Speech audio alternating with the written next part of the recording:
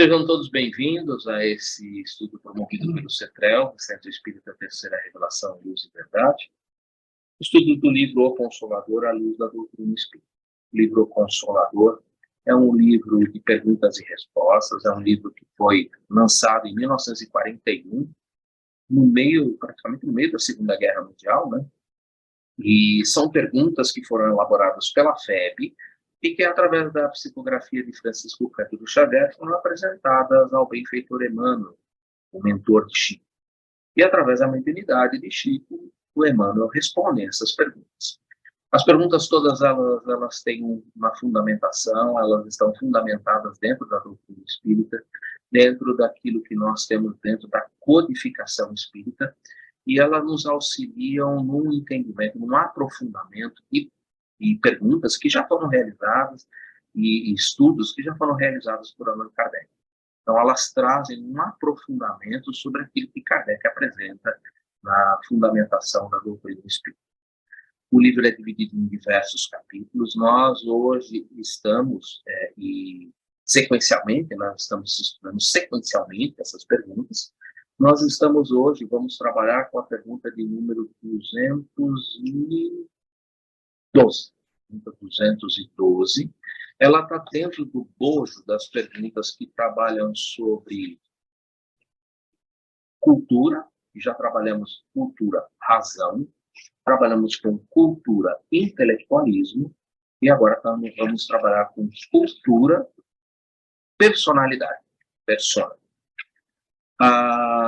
Na semana passada, a gente estudou a 211, né, como compreender a noção de personalidade, e para quem não teve contato com essa resposta, ela está publicada no nosso site, né, o site do CETRELV, e seria interessante, né, que aqueles que não tiveram contato com essa resposta darem uma olhadinha nessa pergunta, né, porque agora é uma sequência, nós vamos fazer a 212, que está dentro de personalidade, e vamos caminhar dentro de personalidade até a pergunta 217, onde a gente vai passar para um outro tema. Aí nós vamos sair do tema razão e vamos entrar num outro tema que tem como título iluminação.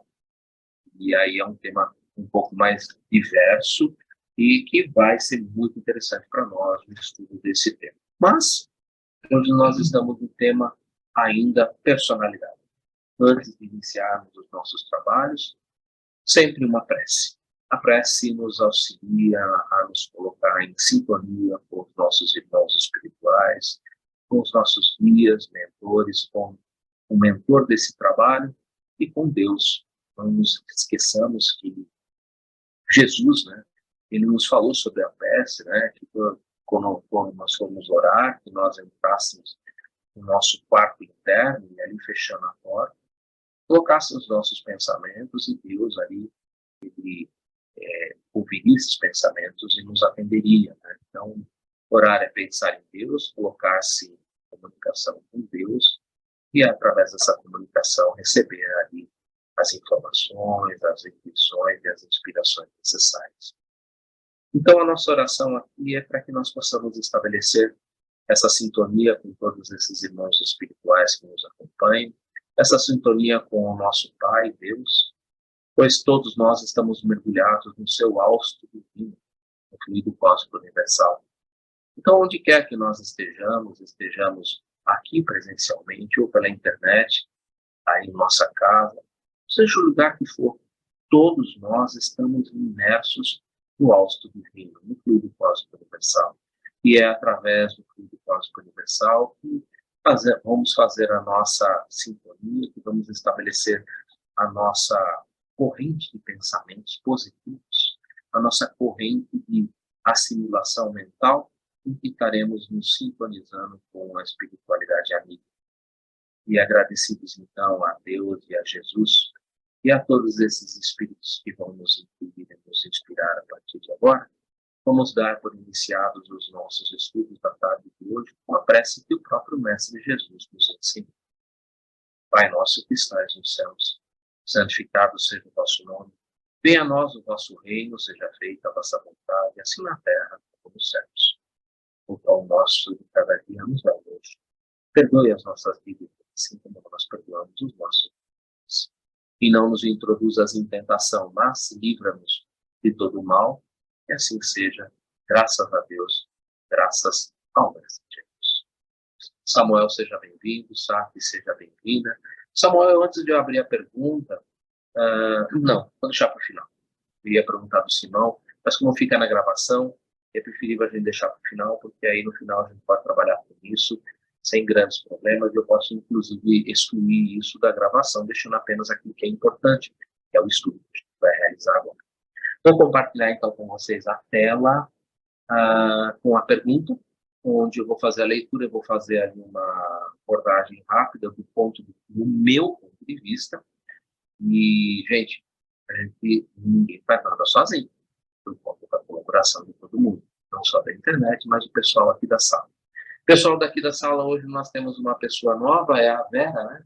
Vera, que está aqui com a gente, ela vai começar aqui conversando um pouco com a gente, colaborando, todos aqui colaboram, tá, Vera? Então sinta-se à vontade, acolhida, seja bem-vinda, para que a gente possa aqui construir, edificar a verdade, essa verdade relativa que nós vivemos, essa verdade que é uma construção de todos nós e que nos ajuda à busca pela felicidade. Vamos compartilhar então a tela.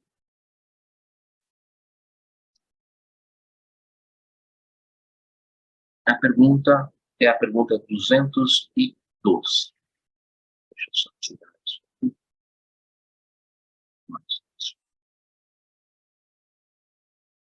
A pergunta que foi remetida à espiritualidade, ao benfeitor Emmanuel, através da psicoterapia de Chico, é a seguinte: o homem sem grandes possibilidades intelectuais é sempre um homem medíocre? A pergunta em si já é uma pergunta complexa, né? Porque um homem sem grandes possibilidades intelectuais é sempre um homem medíocre. É praticamente como se eu dissesse assim: olha, se você não for uma pessoa que tem um desenvolvimento intelectual bom, você não serve para nada. É como se eu estivesse dizendo isso. É como se eu estivesse dizendo assim: e o coração, onde é que fica? Onde ficam os sentimentos? Então, a pergunta em si, ela é importante. Quando você faz a pergunta, antes de ler a resposta, é bom sempre você fazer uma reflexão sobre o que você pensa a respeito do assunto. Porque é a partir daquilo que você pensa que você vai ler essa resposta e ela vai te trazer alguma coisa a mais, ou vai até modificar a tua linha de raciocínio, a tua forma de pensar, a sua forma de raciocinar a respeito de uma determinada linha de conduta, ou uma determinada linha de pensamento. Então, eu sempre penso o seguinte: você tem um livro de perguntas e respostas, leia a pergunta e reflita a partir da pergunta o que você, se eu estivesse fazendo para você essa pergunta, o que você responderia? O que viria à sua cabeça? O que você pensaria a respeito disso? Feito isso, aí a gente parte para a resposta.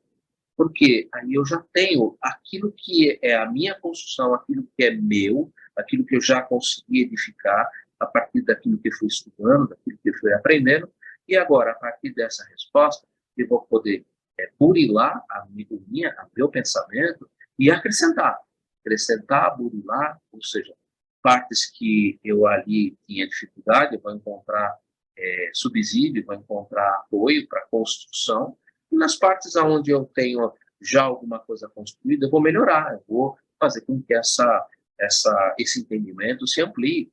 Então, é muito importante isso, que você, quando lê a pergunta, primeiro pense, né? Reflita, o que eu responderia a respeito disso? O que eu penso a respeito disso? E aí você, feito isso, parado ali uns minutos, você faz essa reflexão, você parte para a resposta. Porque isso é a forma realmente de você estar burilando, melhorando o seu entendimento a respeito desse assunto.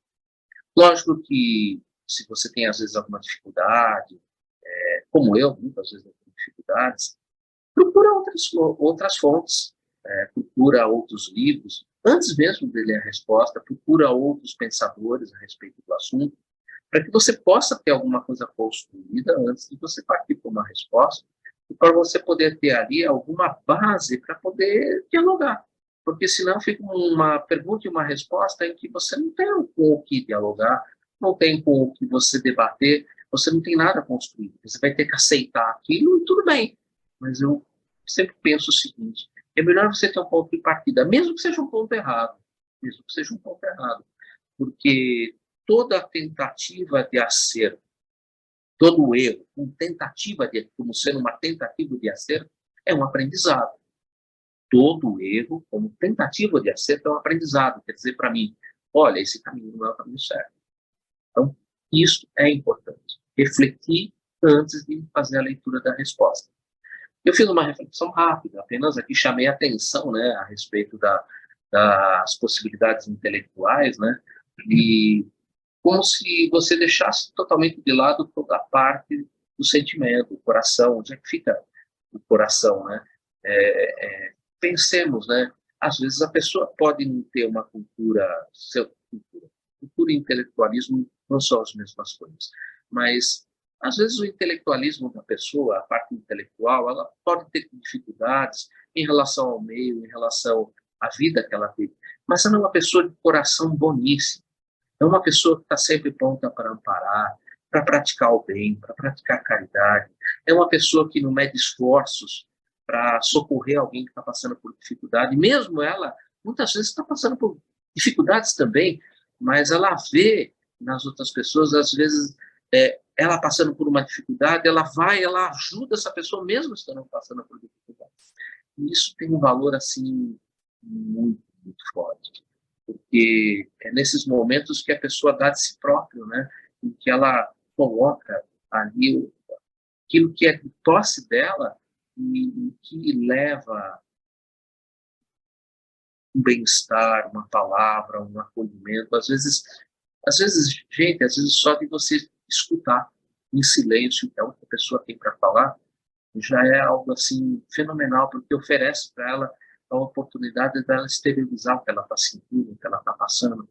Então, quando você faz uma pergunta assim, um homem sem grandes possibilidades é sempre um homem medíocre, é colocar numa pessoa que, às vezes, pela própria vida, pelas próprias circunstâncias, ela não teve ali espaço para se desenvolver intelectualmente, mas ela tem no coração dela o sentimento do amor, o sentimento da caridade, o sentimento da piedade, a gratidão, e isso é muito importante.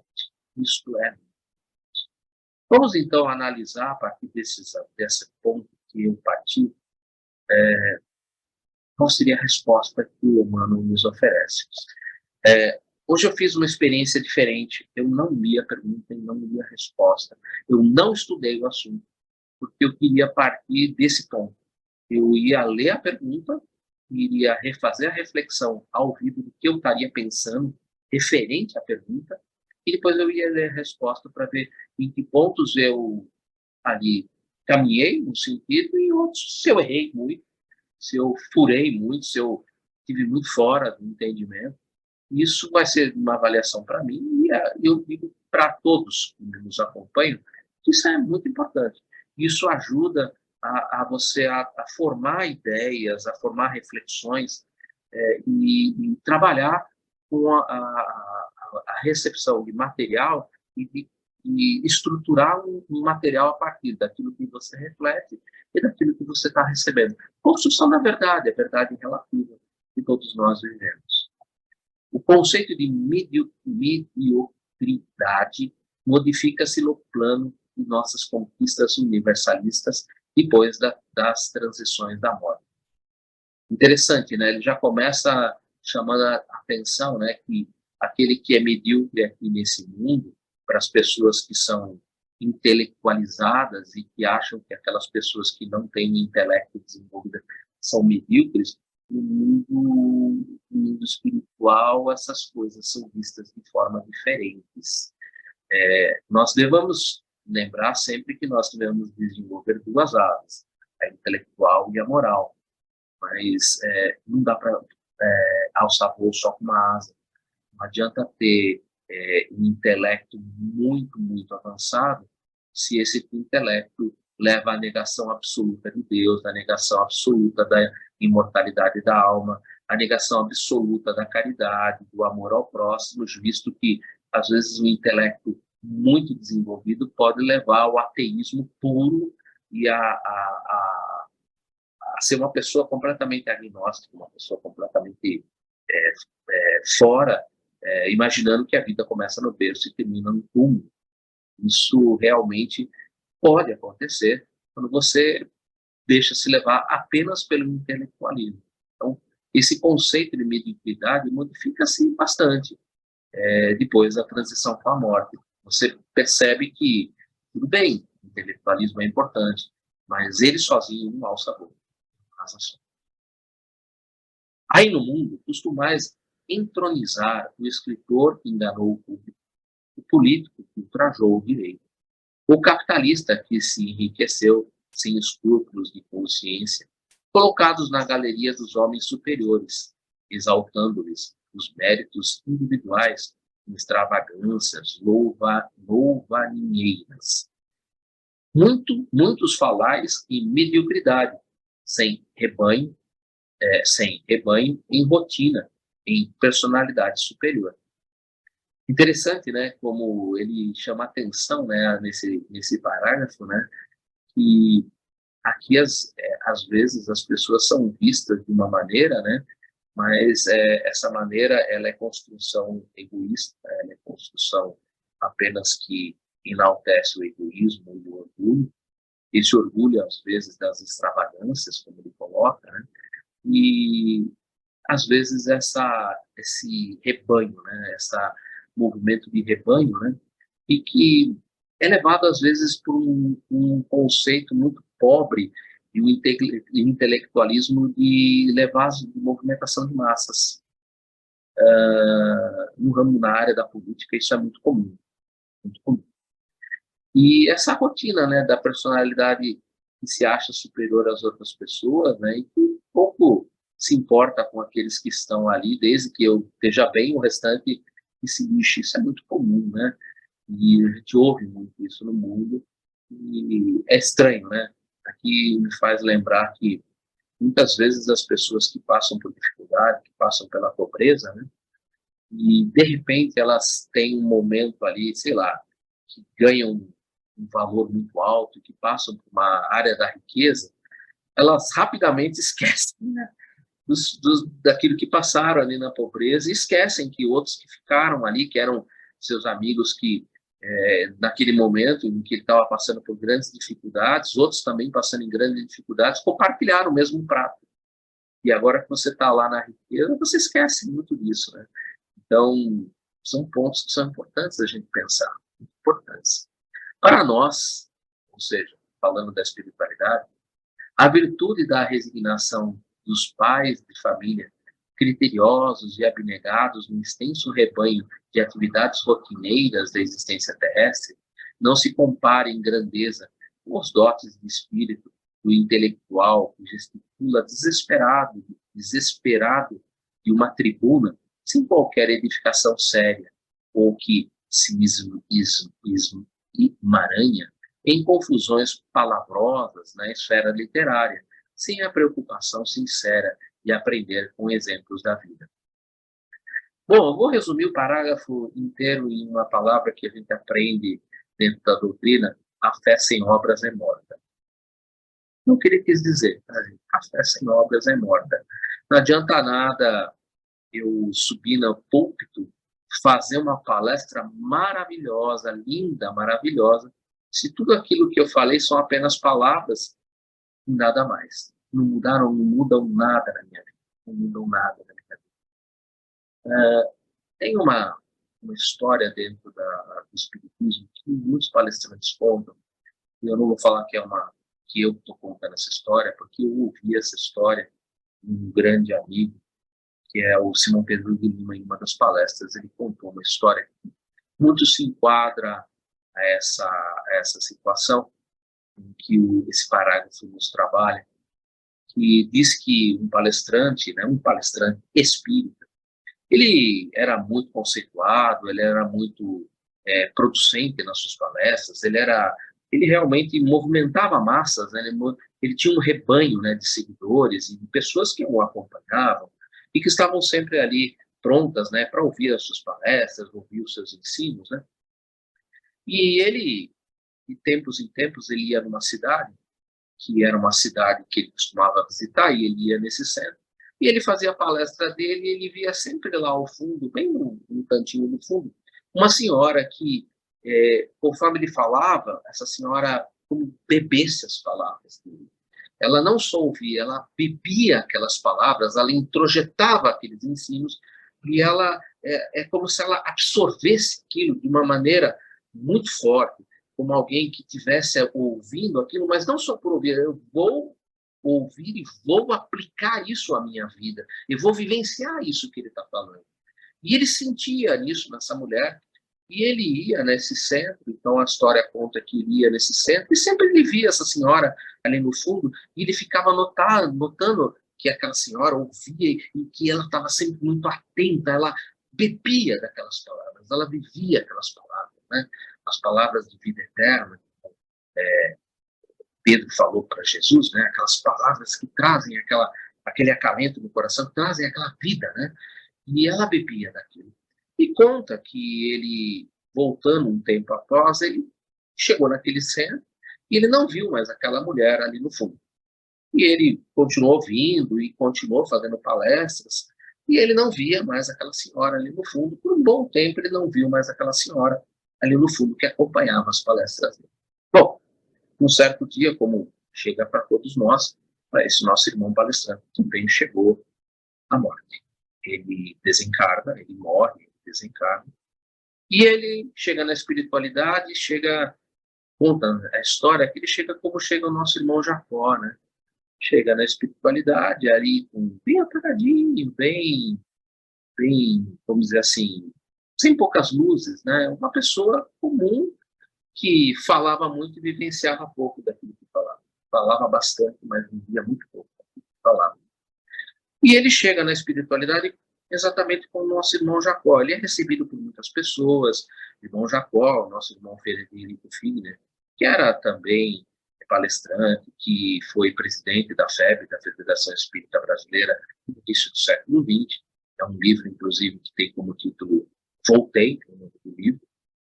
E ele conta exatamente esse processo, né? Que ele chega na espiritualidade, ele é recebido por Bezerra de Menezes, tá, gente? Ele é recebido por Bezerra de Menezes. Porém, ele se via sem luz, ele se via sem um tipo de grandeza, né? E ele tinha sido um grande orador, ele tinha sido um grande palestrante, mas ele falava, mas vivia muito pouco.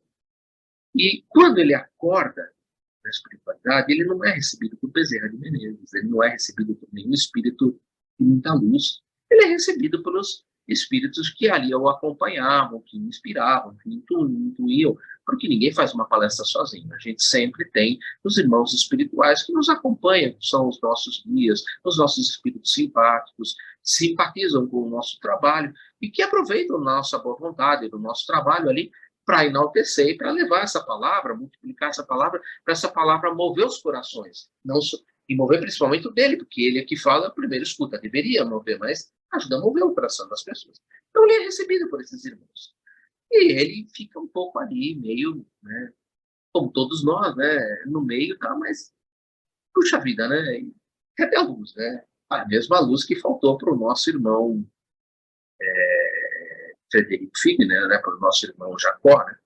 E aí o Simão nos conta a história que ele estava ali meio tristonho e ele vê lá ao fundo uma luzinha pequena. E essa luzinha vinha caminhando para ele, mas conforme ela vinha caminhando, essa luz ia ficando cada vez mais forte, mais forte, mais forte, mais forte, mais forte. Quando chegou a mais ou menos uma distância, ele olha fixamente, ele olha para a pessoa e ele reconhece. Essa pessoa era exatamente aquela pessoa, aquela senhorinha que bebia das palavras que ele falava, das palestras, de todos os ensinamentos que ele falava. Essa senhora também. E essa senhora veio perto dele para agradecer. E ela chega para ele e fala assim: meu irmão, eu estou muito feliz, eu estou muito, muito grata por tudo que você me falou, tudo que você me ensinou. Porque tudo que você falou, tudo que você me ensinou, eu apliquei na minha vida. E hoje eu estou aqui para te agradecer por tudo que você me ensinou. Só que a luz dela era tão forte, que ela precisava se manter à distância dele, para a gente ver exatamente o que ele está nos chamando a atenção aqui, ó. Para nós, a virtude da realização dos pais de família, criteriosos e abnegados, no instante rebanho de atividades rotineiras de existência terrestre, não se compara à grandeza dos dotes do espírito intelectual que gesticula, desesperado na tribuna, sem qualquer edificação séria, ou que se esmaranha em confusões palavrosas na esfera literária, sem a preocupação sincera de aprender com os exemplos da vida. Ou seja, ele está chamando a atenção de que não é pelo palavreado, não é pelo falar muito, mas é vivenciar. E o lugar para se vivenciar isso é na família. Porque é justamente na família onde a gente tem os grandes desafetos, onde a gente tem as grandes dificuldades. A gente não pode esquecer que também na família a gente tem muitos espíritos que estão ali encarnados conosco para nos ajudar a trabalhar com esses desafetos, com esses probleminhas que nós no passado geramos e que hoje fazem parte do nosso convívio familiar. São esses dois pontos que eu gostaria de chamar a atenção para esse parágrafo.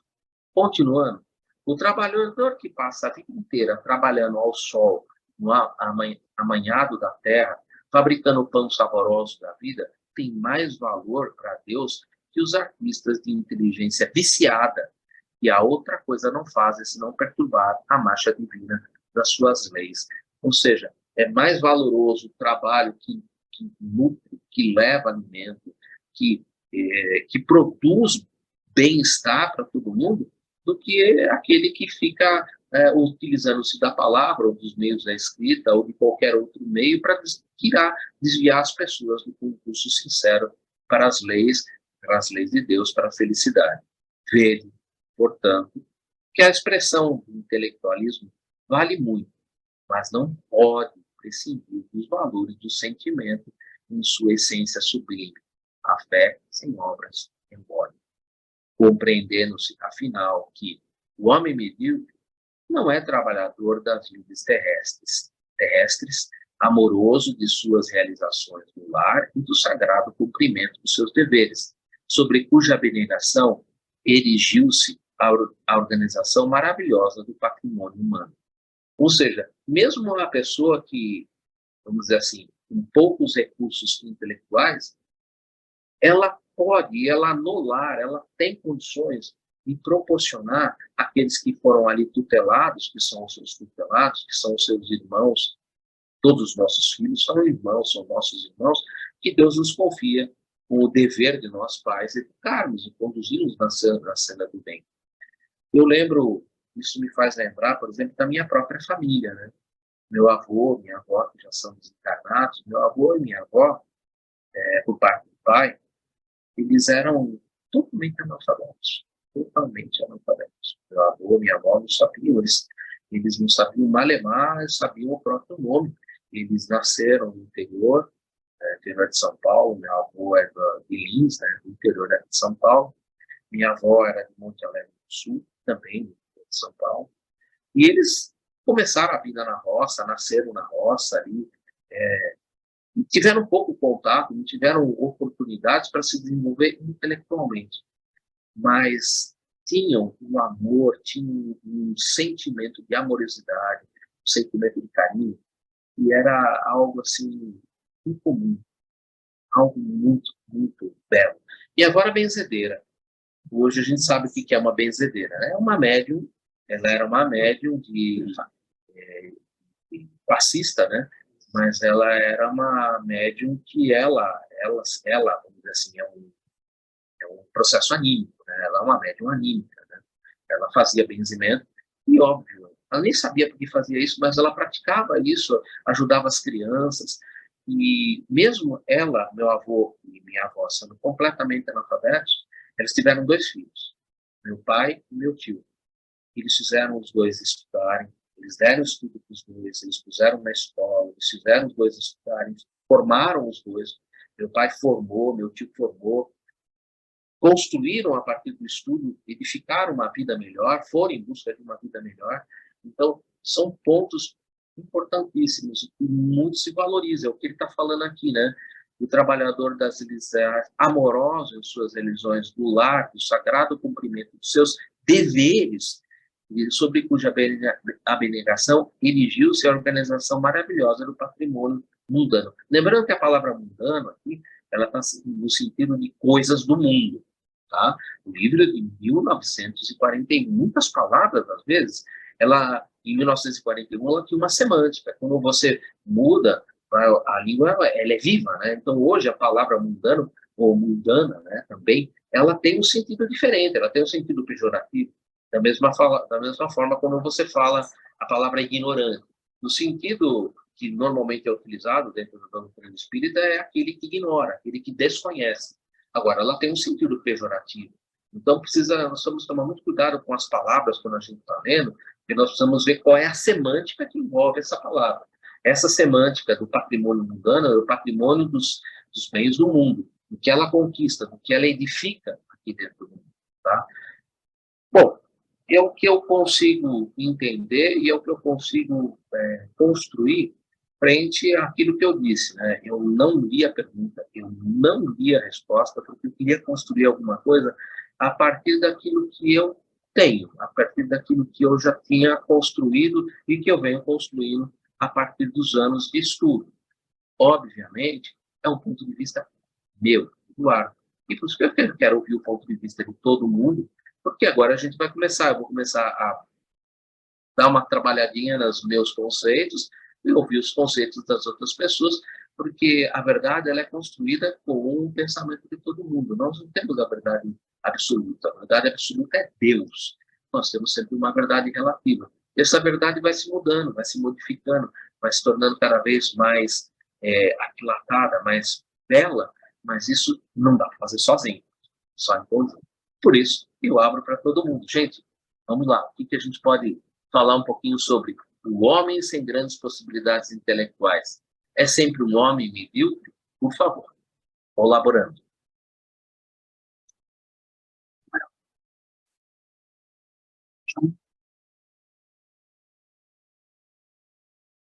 Começa com você, Meg. Só que fala um pouquinho alto, tá? A questão do bem da mãe, está me escutando? A questão do 112, eu acho que tem muito a ver com a questão do 205 desse mesmo livro, que é, podemos ter uma ideia da evolução da nossa capacidade intelectual. E depois, na pergunta, ela fala sempre de um homem medíocre, que na época, né, lá, 1940, trata da moralidade também, não só da nossa ciência, né?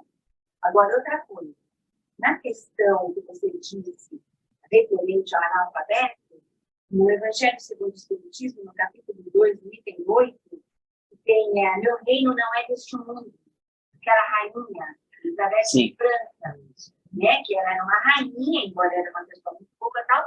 Aí, quando ela chegou lá, ela viu que estava acima dela homens que na Terra ela considerava medíocres, pequenininhos, ali, né?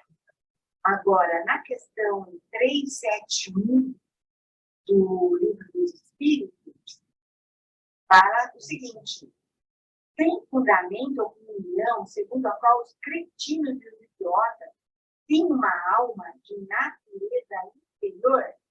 Né? Isso é muito boa, né? A resposta inteira. Não, eles têm uma alma humana, muitas vezes mais inteligente do que pensar, e que só tem suficiência dos meios que dispõe para se comunicar. Exemplo lindo que você deu, né, no início aí. Que, do mesmo modo que o mundo sofre, a gente não pode pensar. Né? Eu achei que tem tudo a ver.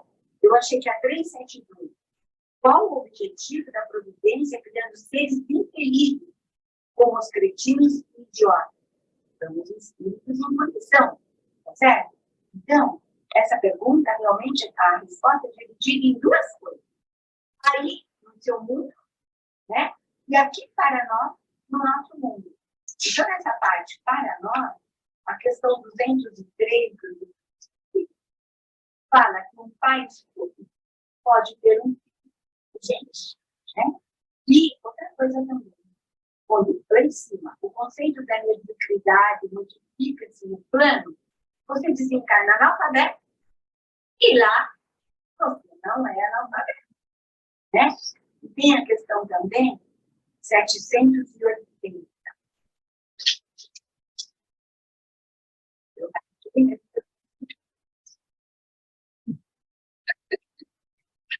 Então, 780 fala assim, o progresso moral segue sempre o processo, progresso intelectual, é assim, todavia, não segue sempre imediatamente. E lá na 780, fala da questão 365. O espírito encarnado. E nessa questão 780, ela menciona a 208 do Consolador, a 198 do Consolador e a 120 do Consolador. Pode-se, perfeito, sem grau intermediário, tornar-se público? Não. Por quê? Porque tem que usar duas datas que você disse. Moralidade e a integridade. Umas colocações que eu colocaria. E para brincar com a Bela, se eu não soubesse o que é louvar deidades, eu diria que era uma homenagem ao Samuel. Mas eu sei que é um elogio em excesso com o nome deles. Vou até anotar isso aqui, porque eu não tinha ali. Porque fala assim, né? Galeria dos homens superiores, exaltando os desencontros individuais, com extravagâncias louva mineira. Deu banhou? Minas Gerais está aqui. Não, fui lá descobrir o que é isso. Né? O elogio em excesso. É aquilo mesmo. Às vezes a gente tem falsa impressão das pessoas. Você vê esses artistas aí, famosos, isso e aquilo, aí você descobre que bate na mulher, que mata o outro, não é? Então, a gente acha que aquela pessoa é super demais, recebe até medalha. Aí, dali a pouco, a carinha vai lá, tira as medalhas do cara, porque acontece tudo que o cara fazia. Né? Então, o homem sem grande possibilidade é sempre o homem totalmente medíocre? Não. Depende do estado de evolução daquele espírito aqui. Qual será o estado de evolução que ele se encontra? O que ele está estudando? Que prova ele está passando? Não é? Hoje mesmo, nós estávamos conversando, eu tenho uma sobrinha síndrome de Down. E ela vai fazer 500 metros de mar aberto. Que espírito é esse que vai nadar uma síndrome de Down? Eu estou com medo de assistir ela em alto mar nadar. Na verdade, que ela não tem noção do perigo. Ela é acompanhada pelo professor, pelo irmão, pelo pai, pela mãe, pela madrinha, que né? Tira o chapéu. Mas o homem sem grande possibilidade intelectual, como ela, que lê, que escreve, faz continha, não é uma pergunta. Ali naquele corpinho tem que espírito, meu Deus. Eu que eu não nado nem na piscina. Né? Então, essas são as considerações, tocando junto tudo que o Eduardo falou, e eu acho que ele dividiu muito bem a pergunta do mesmo modo. Eu estudei horas para fazer, e deu.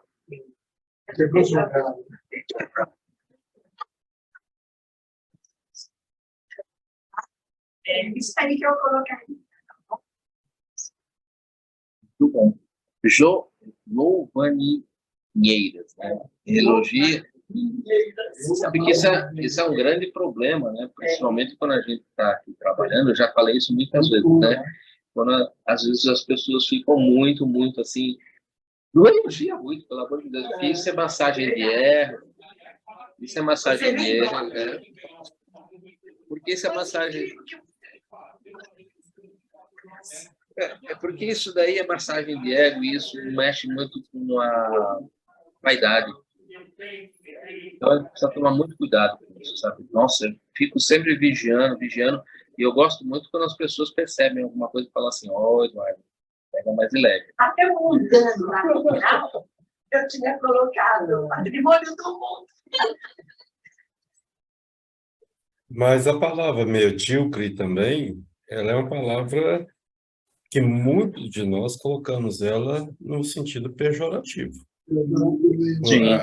A mediocridade para nós aqui, nesse mundo de provas e expiações, ela é muito mais vista do lado pejorativo do que do lado de pessoa mediana. Porque o sinônimo de medíocre é mediano, é pessoas que não conseguiram o máximo, né? Está na média, né? Mas, infelizmente, para nós, mediana, ela é colocada como pejorativo, que é a pessoa fracassada, a pessoa ultrajada e tal, aquelas coisas. Outra coisa que eu gosto, você está com um livro aí, porque o seu livro, com o que foi colocado digital aí, tem uma palavrinha aí que é em rebanho, no livro meu está em rebanho, no seu livro digital está sem rebanho. Então, seria interessante visualizar quem é que está certo. Eu acredito que é em rebanho, não sem Em rebanho. rebanho. Em rebanho. Porque o digital foi provavelmente escaneado. Então, com certeza, foi trocado na hora do scanner, tá? Então, bom chamar atenção. Eu não tinha percebido. E aí, na pergunta, né, quando coloca sempre, essa palavra, quando a gente coloca essa palavra sempre, fica uma coisa o resto da vida, né? Então, a gente tem que atentar a isso. Aí o Emmanuel coloca direitinho aqui, ó, a mediocridade aqui no mundo nosso aqui é diferente do mundo deles. Eu acho que é no primeiro parágrafo que coloca aí, dar um tapa de luva em nós aqui, que algum diz. Principalmente nesse que eu coloquei aqui, que é que nós vemos a mediocridade muito do lado pejorativo do que com o lado de mediano. Um pouco de contribuição. Muito boa, obrigado. Ainda mais por chamar a atenção da gente que, como eu falei, eu não li a pergunta e nem a resposta. Eu falei, hoje eu vou fazer uma experiência, eu vou com a cara e a coragem, e vou ver o que vai dar, né? Eu não vou ler nem a pergunta nem a resposta. Eu não tinha anotado nada, né? Falei, vamos ver o que eu vou conseguir desenvolver, e aí a gente vai consertar os erros. Volto a dizer, né? Todo erro que foi uma tentativa de acerto é um aprendizado. Então, estou aprendendo. Tá? E aí, quem mais quer colocar alguma coisa, gente? A construção da MEG foi ótima, parabéns. Realmente, os livros, todas as perguntas do Livro dos Espíritos, e eu gostei da 780, porque é a que fala exatamente sobre o desenvolvimento intelectual e moral. E não dá para você compreender a moral, não dá para você trabalhar com o aspecto moral, se você não tem um desenvolvimento intelectual. Então, o desenvolvimento intelectual tem que vir antes, né? Ele sempre precede, né?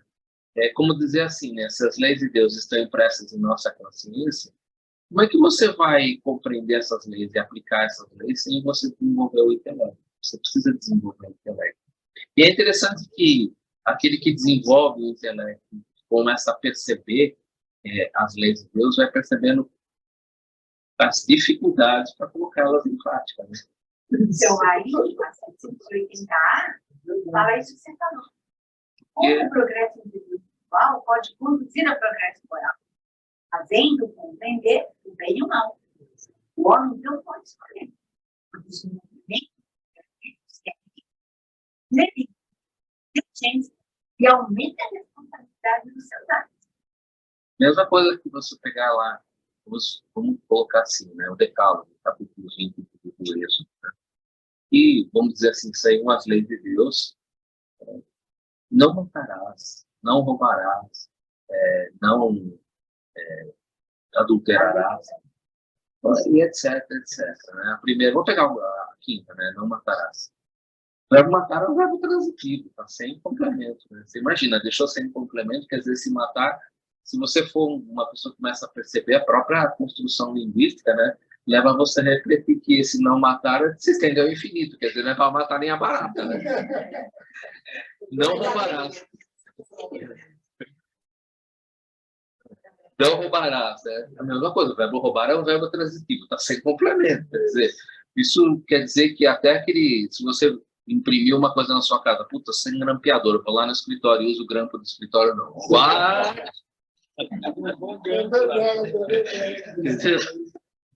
E a mesma coisa para adulterar, né? Adulterar, o verbo adulterar também é um verbo transitivo, está sem complemento, né?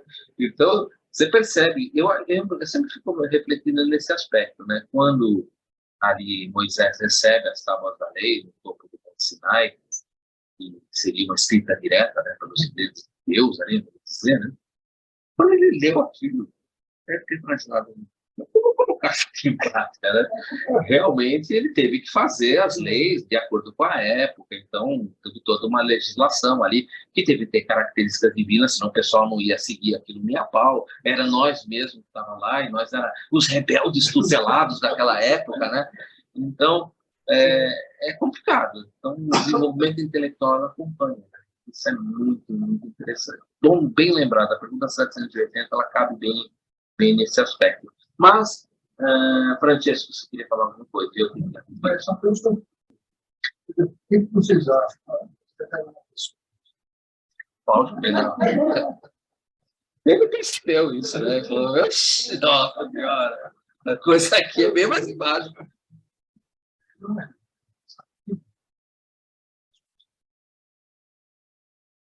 Só conhece seria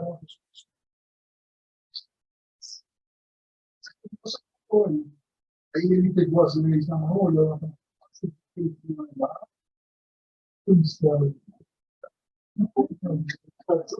agora? E agora? É exatamente esse o ponto.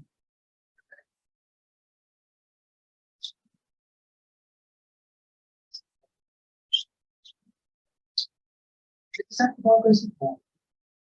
E eu acho que é esse mesmo o ponto. A gente fala disso. Mas nós não esquecer que a maioria como São Paulo já está objetivo, não significa que é uma questão, não está atacando o lado pejorativo. Está dizendo que medíocre é a média de todo mundo chega até ali. Tem muitos que passam, inclusive, ultrapassam isso daí, né? A gente vê pelos testes de TI, né? Muita gente ultrapassa isso, vai longe, mas não tem a capacidade ou opção de criar ou usar não tem condição, tem os meios de desenvolver e produzir alguma coisa que seja destacada. Né? Então, uma pessoa que vai ler um bom livro, fazer um bom programa de TV, vai passar um filme bom para ele, vai assistir, vai dizer, aprendi muito com isso, com aquilo e tal, né? No final do frigir dos ovos, é o seguinte, o que você conseguiu aprender, não aprender, aprender com tudo isso que você viu, tudo que você estudou, o que você faz com isso? Tudo isso que você captou, que você está dentro de você, o que você devolve para? Acho que é esse o ponto, né? O espírito conseguiu acordar e ver que ele precisa fazer algo de isso, que ele consegue colaborar para que outras pessoas cheguem aonde ele está, eu acho que já é uma grande coisa. E aí ele deixa de ser medíocre, né? Já saiu da média. E nós podemos encontrar muitos casos, né? Muitos casos de espírito desse tipo, dentro da história. O cara, quando o cara chegou, ele virou a chave. Ninguém pensou em virar a chave, mas ele foi lá e virou. Ele estava na onda. O que esse cara tinha de especial? Vai analisar, ele só, naquela hora, entendeu que deveria virar a chave. E aquilo ia ser individualizado. O cara chegou lá e pum, virou, todo mundo foi em frente junto com ele. Ele foi um elemento modificador. Foi um elemento que causou uma revolução naquele governo. uma coisa assim, fez uma coisa assim, fez uma coisa. Quem inventou agora? Ele sabe dizer. Nós analisamos o gênio criativo da humanidade, do Consolador, né? Há pouco tempo atrás, aí, temos uma análise de novo, né? Dessa questão, nós chegamos a conclusões interessantes, né? Muitos daqueles que nós falamos aí, né? Não eram gênios, né? Eles eram espíritos que possuíam uma capacidade de produção diferenciada. Ali não podemos a maioria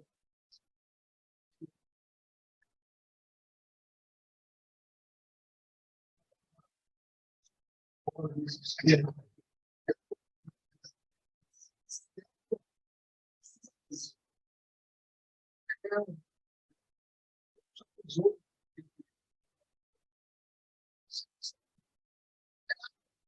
artistas com uma capacidade impressionante. Como que você classifica esses espíritos? Como é que nós podemos classificar? Medianos? Não medíocres, né? Medianos? Medianos, lógico. Eles conseguiram, dentro da competência deles, produzir coisas maravilhosas, com o conhecimento que eles adquiriram ali, todos eles, praticamente ao mesmo tempo, nas mesmas escolas. Todos eles passaram pelos mesmos mestres, todos eles fizeram coisas impressionantes. Você vai ver a produção desses caras aí, novo. Provavelmente eles conseguiram fazer isso aí com um pouco de estilo, mas não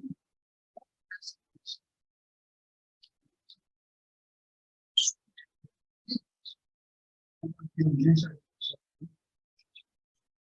Olha, eles tinham o equivalente àquela inteligência artificial naquele momento. Eles estavam ali estudando nas melhores escolas com os melhores médicos, sem ter dinheiro, inclusive. Mas adquiriram esse conhecimento, com esse pouco conhecimento que eles adquiriram, produziram muito. Então, dentro daquele arcabouço de criação, de produção, eles eram medianos, eles se equiparavam. Né? Se equiparavam. Quem você escolhe? Michelangelo, Rafael, quem você escolhe desses artistas aí? Todo mundo já está mente, que é o cara, né? Esse tem que fazer só isso, é muito mais que isso. Né? O cara dominou ramos de atividade, criou ramos de atividade, naquela época. Esse é um espírito super desenvolvido, já é um espírito fora do normal. Mas esses espíritos que não podemos classificar como medianos, como medíocres, né? Medianidade, né? Eles foram excepcionais. Tanto é que vamos ao museu como uma pessoa fez o negócio. Então, são coisas excepcionais. Mesmo com hoje, ainda são excepcionais. 500 anos depois. Né? 500 anos depois. Então, o espírito, a gente estava falando do espírito, mas é um poder normal, comparativo. Todos são iguais, mas mesmo nós que estamos aqui nessa sala, podemos produzir. Nós temos, com o nosso conhecimento, condições de produzir muito mais do que produzimos. Né? Vamos citar você, Eduardo. Um exemplo. Não vai ficar pensando que eu estou adequado, não. Mas adequado. Estou citando como o que nós estamos vendo aqui. Você é um cara que vai lá, você é um buscador, você vai lá, busca o conhecimento, você vai lá, analisa com as ferramentas que você adquiriu durante a sua vida. Você vai lá, faz uma peça de uma análise, traz um material para nós, e é um material que não dá nem para discutir. Um material que a gente pode olhar de todos os lados para fora. Mas Delícia muito. estamos vendo. Nós temos que nos esperar para que possamos chegar. Então, esse aí é o ponto, é onde o espírito tem que chegar. Nós não vamos discutir a mediocridade do espírito. Mas ele não é só isso, não. O espírito, vocês não são só isso. Eu não quero só isso de vocês. Eu quero que vocês façam muito mais. Vocês têm que fazer o que eu faço. E muito mais. E muito mais, ele fala. Não é só o que eu faço. Imagina, será que eu consigo fazer 1/10 do que ele fez? Vera, tinha alguma coisa que pode fazer para nós também, para aproveitar o tempo?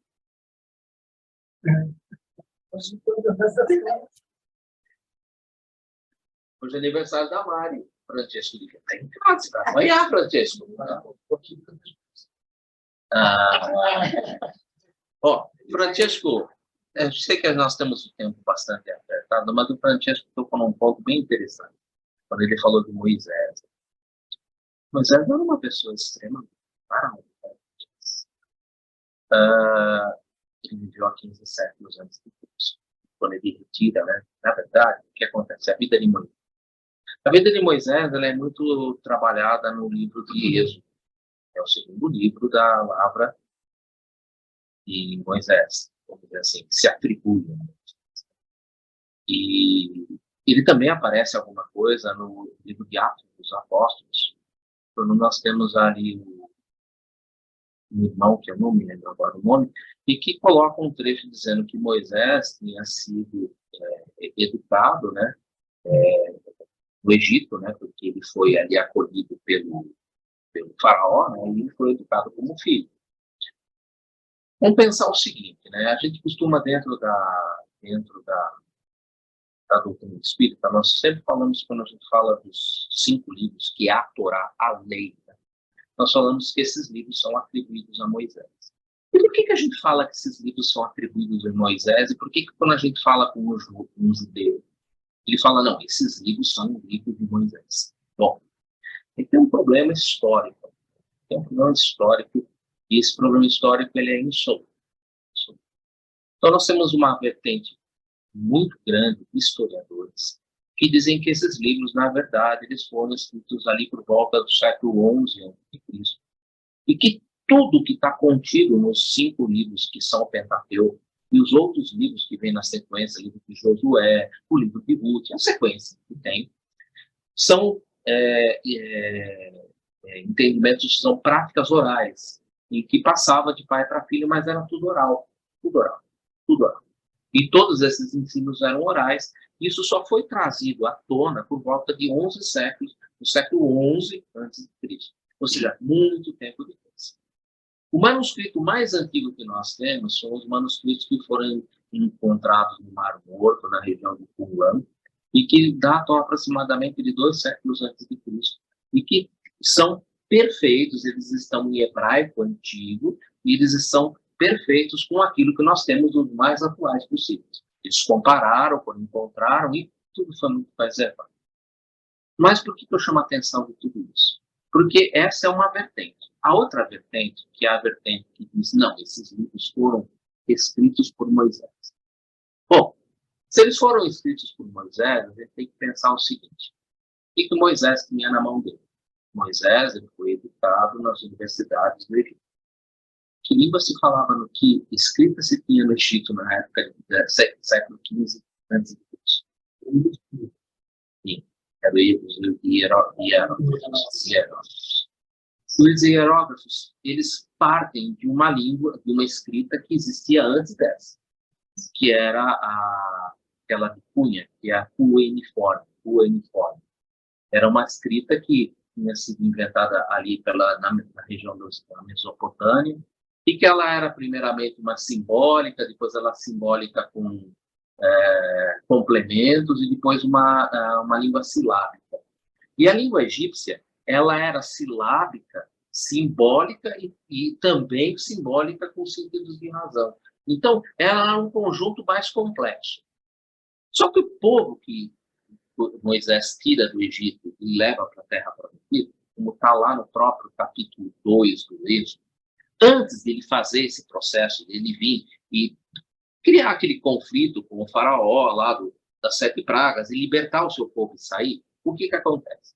Moisés, ele mata um soldado egípcio, quando estava discutindo ali com uma pessoa, e ele sai para o exílio, e ele fica no exílio numa região que é da Assíria.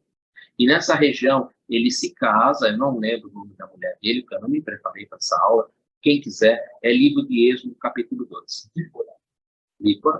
Depois ele tem 2 filhos com essa senhora, com essa mulher. E naquela região ele fica por 40 anos. E ele aprende um outro idioma, uma outra escrita naquela região. Essa escrita que ele aprende naquela região chama-se Acádio. Essa escrita não é mais uma escrita silábica. Ela é uma escrita alfabética, como o nosso. E era uma escrita que tinha 22 caracteres. Quando ele tira esse povo do Egito, que era esses escravos, que eram os hebreus que estavam escravizados no Egito, os hebreus não tinham acesso à escola egípcia para aprender hieroglifo. A língua cuneiforme era como se fosse o inglês de hoje. Ele era conhecido, as pessoas sabiam ler cuneiforme, só que o cuneiforme ele só era possível de se escrever com a cunha numa base de barro. Aonde você vai encontrar barro no meio do deserto Então não dá para usar o cuneiforme, porque não dá para escrever na areia. Bom, se Moisés realmente escreveu, se ele realmente escreveu isso, ele escreveu em Acádio. Possivelmente em Acádio. O hebraico antigo é vamos dizer assim, uma evolução do próprio Acádio. Porque o hebraico antigo, ele tinha uma parte, quando ele foi ali desenvolvido, ele era silábico, só que depois ele passou a ser alfabético. E a parte alfabética tem uma construção muito parecida com o Acádio. Então, possivelmente, se foi Moisés, vamos colocar, eu estou colocando aqui bem assim, se foi Moisés, se vamos falar, não, os livros são de Moisés e ele escreveu, ele possivelmente escreveu. Possivelmente escreveu. Porque não existia hebraico. Naquela época, o hebraico ele surge só no século XI a.C. Então, não dá para você dizer assim, olha, ele escreveu em hebraico. Mas por que contei toda essa história? Para mostrar exatamente o desenvolvimento intelectual que esse homem tinha. Ele sabia cuneiforme, ele sabia hieróglifo, ele aprendeu o Acádio. Então, ele não era uma pessoa comum conduzindo um bando de... Ele era alguém muito culto.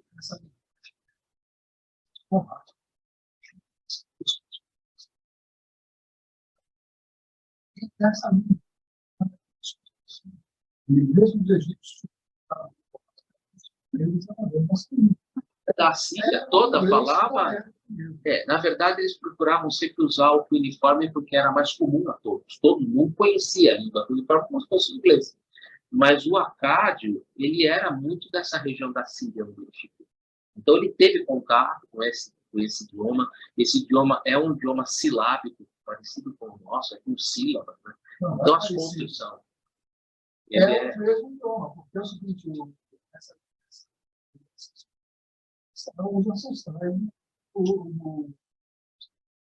Sim, que deram depois ali na Mesopotâmia, todo o restante daquilo que a gente aprende na escola. Mas por que eu falei tudo isso? Exatamente para mostrar, olha, ele não era uma pessoa sem cultura, uma pessoa que tinha muita cultura. Ele sabia muito bem o que ele estava fazendo, ele não caiu de paraquedas, ele não foi escolhido por um acaso, ele é realmente uma pessoa preparada para isso. Como a gente estudou quando a gente pega o proto-evangelho de Tiago e vai conhecer quem era Maria, né? O proto-evangelho de Tiago mostra que Maria não era uma pessoa comum, era uma pessoa preparada. Existe todo um preparo, as coisas não caem de paraquedas. Né? Então, existe todo um preparo, existe toda uma situação. Isso eu achei muito interessante. Quando ele comentou de Moisés, realmente Moisés tinha esse... E, lógico, é conhecimento histórico. Tudo que eu coloquei aqui, gente, quem quiser depois dar uma pesquisada, eu falei do Atos dos Apóstolos, descrição, acho que do capítulo 7, versículo 22. E o que eu falei sobre essa passagem em que ele casa, tem os 2 filhos, que ele aprende o Arcade, está dentro do livro de Êxodo, no capítulo 12. Então, quem quiser depois dar uma olhadinha, com certeza vai encontrar bastante material aí para se divertir nisso. Mas, volto a dizer, gente, isso é um imbróglio mesmo, tá? Alguns defendem que veio desse ponto, outros defendem, não, isso é tudo oral, e só mesmo lá no século XI que foram escritos os livros. Então, é um imbróglio histórico aí que nunca vai se definir, mas é interessante para você ter pelo menos uma ideia de como a história está aí navegando dentro dessa área do Velho Testamento. Nós estamos falando aí de 15 séculos, né, de Cristo, então a gente precisa realmente se colocar no contexto ali. Nossa, o conhecimento que nosso irmão ali tinha, Moisés, era algo assim muito notável mesmo, cara. Tem que entender o seguinte.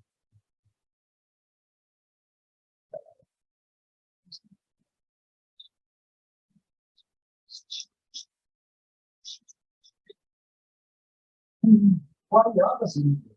Se contato até com China. Mas a maioria era uniforme. A maioria era uniforme. Então,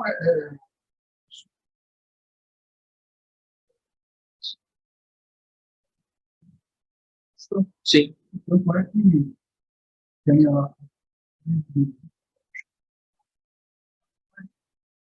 tudo. Sim. Isso veio. Mas já está no livro de Gênesis, né? Mas fazia parte daquela região, da história daquela região. Um dia a gente vai pegar o Velho Testamento para a gente falar um pouco sobre ele. Isso é muito interessante. Tem alguns livros que você vai gostar de ler. Não. Alguém mais gostaria de colocar alguma coisa? Passamos aí alguns minutos para falar um pouquinho de história. Podemos partir para o encerramento? Quem pode fazer isso? Eu gostaria de comentar a valorização dessa resposta, julgando a família. Ele cita aí o escritor, cita o político, ele coloca o capitalista, ele coloca essas pessoas que a gente coloca lá no trono, lá em cima e tal, mas ele joga o medíocre, a pessoa mediana, o familiar, o pai de família. Ele dá um valor, o Emmanuel, a nós, construtores de família, aí, nós pais que carregamos com todo o labor possível, aí, fazendo o sagrado, ele coloca no último parágrafo essa palavra sagrado, o sagrado trabalho da família, da construção de família. Eu achei muito interessante esse apontamento aí nessa resposta. Muito bom, bem lembrado, a família muito bom, sempre bem lembrada. Obrigado, Samuel. Quem pode fazer para nós o encerramento? Você quer que comente a respeito de Simão antes do encerramento? Não, vamos fazer o encerramento, que assim fica fora da gravação. Pode ser? Ok. Quem pode fazer para a gente? Respira, gente. Respira.